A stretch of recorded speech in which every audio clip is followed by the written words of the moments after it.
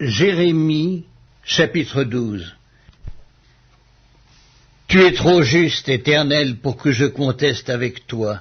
Je veux néanmoins t'adresser la parole sur tes jugements. Pourquoi la voie des méchants est-elle prospère? Pourquoi tous les perfides vivent-ils en paix? Tu les as plantés, ils ont pris racine, ils croissent, ils portent du fruit. Tu es près de leur bouche, mais loin de leur cœur. Et toi, Éternel, tu me connais, tu me vois, tu sondes mon cœur qui est avec toi. Enlève-les comme des brebis qu'on doit égorger, et prépare-les pour le jour du carnage. Jusqu'à quand le pays sera-t-il dans le deuil, et l'herbe de tous les champs sera-t-elle desséchée? À cause de la méchanceté des habitants, les bêtes et les oiseaux périssent. Car ils disent, il ne verra pas notre fin. Si tu cours avec des piétons et qu'ils te fatiguent, comment pourras-tu lutter avec des chevaux? Et si tu ne te crois en sécurité que dans une contrée paisible, que feras-tu sur les rives orgueilleuses du Jourdain?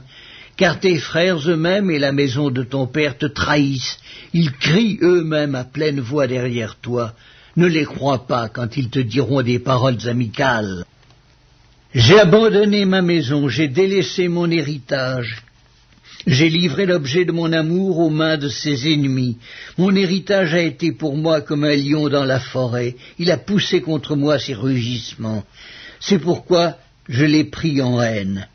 Mon héritage a été pour moi un oiseau de proie, une hyène. Aussi les oiseaux de proie viendront de tous côtés contre lui.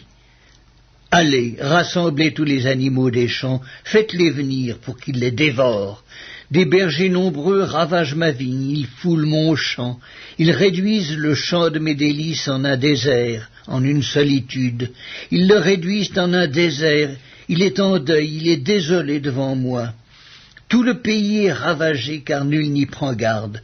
Sur tous les lieux élevés du désert arrivent les dévastateurs, car le glaive de l'Éternel dévore le pays d'un bout à l'autre.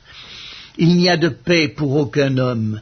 Ils ont semé du froment et ils moissonnent des épines. Ils se sont fatigués sans profit.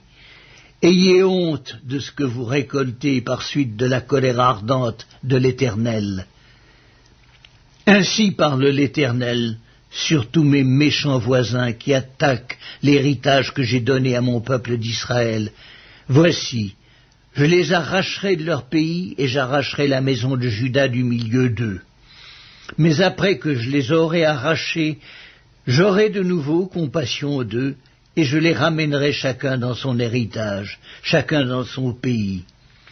Et s'ils apprennent les voies de mon peuple, s'ils jurent par mon nom en disant « l'Éternel est vivant », comme ils ont enseigné à mon peuple à jurer par Baal, alors ils jouiront du bonheur au milieu de mon peuple. Mais s'ils n'écoutent rien, je détruirai une telle nation, je la détruirai, je la ferai périr, dit l'Éternel.